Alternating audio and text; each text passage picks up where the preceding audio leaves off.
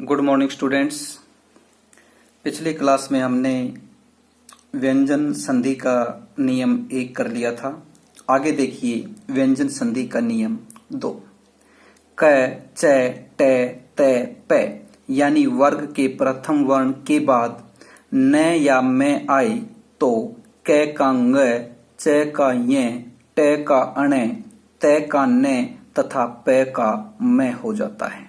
यानी कहने का तात्पर्य है यदि क, च, ट, त, प के बाद यानी वर्ग के प्रथम वर्ण के बाद यदि न या मैं आई तो क, च, ट, त, प को क्रमशः ङ, य, अण, न और मैं हो जाता है। जैसे वाक जमा मय कंडीशन में मांगा गया है क के बाद न या मैं, तो देखिए क है इसके बाद न में से हमारे पास मैं है तो क का पंचम वर्ण हो जाएगा, क का पंचम वर्ण होगा ङ तो बन गया वांग्मय।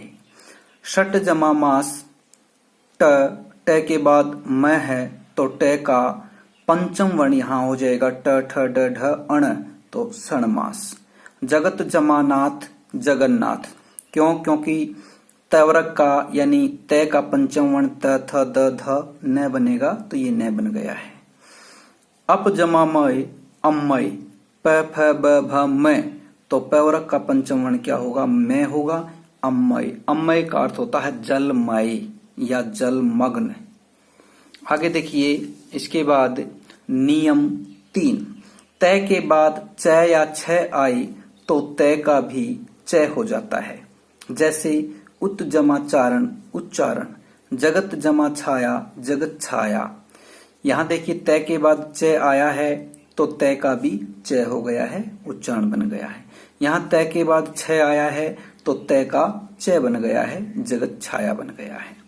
नियम 4 देखिए, नियम 4 में कहा है त के बाद ज या झ आई तो त का भी ज हो जाता है। जैसे सत जमा जन सज्जन, उत जमा ज्वल उज्ज्वल। यहाँ त के बाद ज है तो त का ज हो गया, सज्जन बन गया। यहाँ त के बाद ज है तो त को भी ज हो गया और यहाँ डबल ज आ गया, दोहरा ज। आगे देखिए नियम 5। नियम 5 में बताया है कि त के बाद ट या ठ आई तो त का भी ट हो जाता है। जैसे तत् जमा टीका तट्टीका, वृहत जमा टीका वृहत टीका। नियम 6 देखिए त के बाद ड या ढ आए तो त का भी ड हो जाता है। जैसे उत जमा डीन उड्डीन या उत जमा डयन उड्डयन। अगला नियम कहता है त के बाद ल आए तो त का भी ल हो जाता है। जैसे उत जमा लास उल्लास, उत जमा लेख उल्लेख, तत् जमा लीन तल्लीन। यहाँ पे आप देखेंगे त के बाद ल है तो त को ल हो गया है, त के बाद फिर ल है तो त को ल हो गया है, त के बाद ल है तो त को फिर ल हो गया है। यानी त के बाद ल आने पर त को भी ल हो जाता है। नियम 8 कहता है त के बाद श आए तो त का च और श का छ हो जाता है। जैसे उत जमा शिष्ट उच्छिष्ट, यहाँ क्या आया त के बाद श आ गया तो त को च बना दिया गया है और श को छ बना दिया गया है। यहाँ कंडीशन ये है ताल्य व श ही होना चाहिए जैसे कि परिभाषा में लिखा गया है। तत् जमा शिव, त का च हो गया है श का छ हो गया है तत्शिव। अगला नियम कहता है त के बाद है आने पर त का द और है का ध हो जाता है। जैसे पत जमा हति, यहाँ देखिए त के बाद है तो त का द हो गया है और है का ध बन गया है पद्धति। उत जमा हार, त का द हो गया है का ध हो गया है, उत जमा हार बन गया उद्धार। नियम 10 में बताया गया है मैं के बाद किसी वर्ग का पहला दूसरा तीसरा चौथा वर्ण आए तो मैं का अनुस्वार या आगे आए वर्ण के वर्ग का पंचम वर्ण हो जाता है। जैसे सम जमा तोष संतोष, यहाँ दोनों बातें बताई गई हैं, या तो अनुस्वार होगा या फिर पंचम वर्ण होगा। तो आप देखिए सम जमा तोष को संतोष हम ऐसे भी लिखते हैं। और फिर क्या बताया गया इसमें, या पंचम वर्ण बताया गया है। तो पंचम वर्ण आगे आए वर्ण का, आगे क्या है, त है, त का पंचम वर्ण क्या होगा, त थ द ध न होगा, तो संतोष हम ऐसे भी लिखते हैं। इसी प्रकार सम जमा धी संधि, या फिर आगे क्या आया, ध आया, किस वर्ग में है, त वर्ग में है ध, त थ द ध न, तो यहां भी न हो जाएगा। सम जमा जय संजय बनाए, या फिर जय च वर्ग में है, च छ ज झ य, या फिर य बना दे। आगे फिर है सम जमा चय, ये फिर च वर्ग में है, संचय, च छ ज झ य। सम जमा कर शंकर, या फिर क ख ग घ ng शंकर।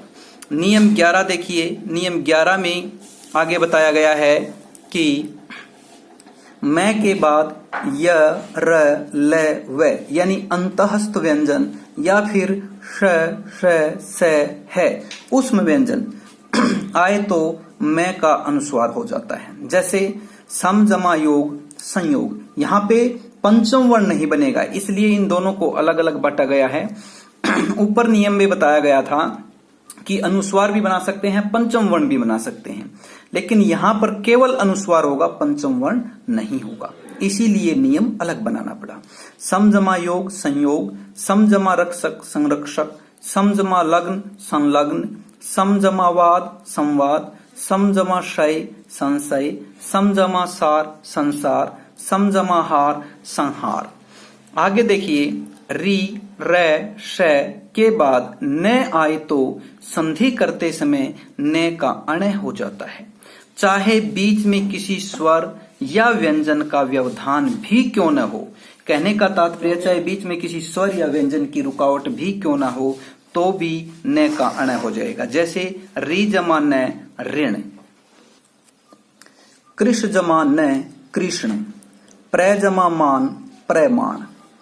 नियम 13 में बताया गया है रे के बाद रे आने पर संधि करते वक्त पूरो रे का लोप हो जाता है और पूरो रे से पहले आए हुए ह्रस्व स्वर को दीर्घ हो जाता है।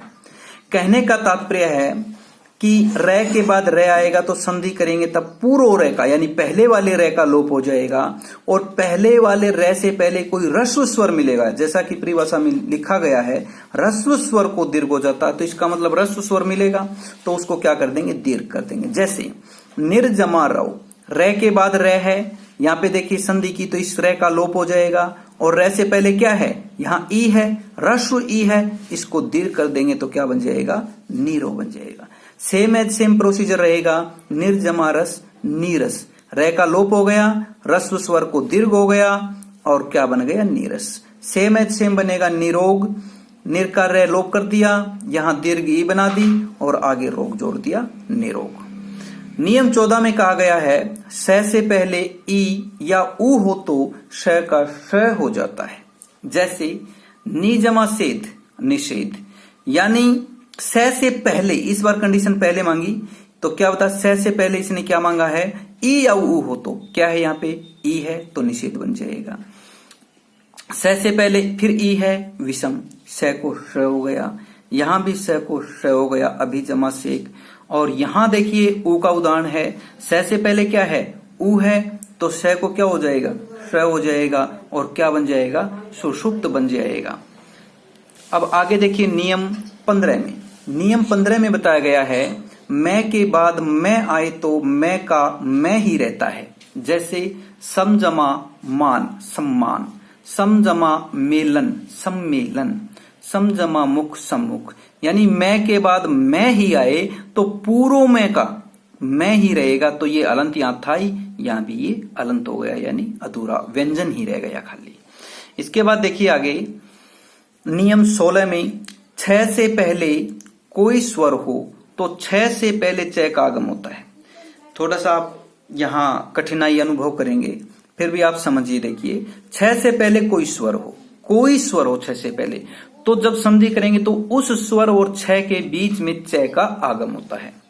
अगर इसको विस्तार से हम देखेंगे तो यहाँ तुक का आगम होता है और तुक का उकाविताओं से हम उकार उड़ा देते हैं, फिर हमारे पास तय बचता है, एक सूत्र है कुहोस्तु, उस तय का च बना लेते हैं सूत्र से, ठीक है। लेकिन यहाँ हम सिंपल सा साधारण सा बता रहे हैं कि च का आगम होता है। आप देखेंगे अनु जमा छेद अनुच्छेद। देखिए यहां बता छ से पहले कोई स्वर हो तो छ से पहले स्वर है। देखो यहां ये छ से पहले क्या है, ऊ स्वर है। और संधि करते समय इस ऊ के और छ के बीच में क्या हो जाएगा, च का आगम हो गया। देखो च का आगम हो गया।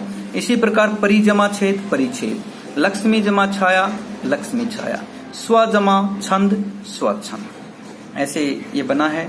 तो ये व्यंजन संधि के नियम तो हमारे सारे हो गए हैं।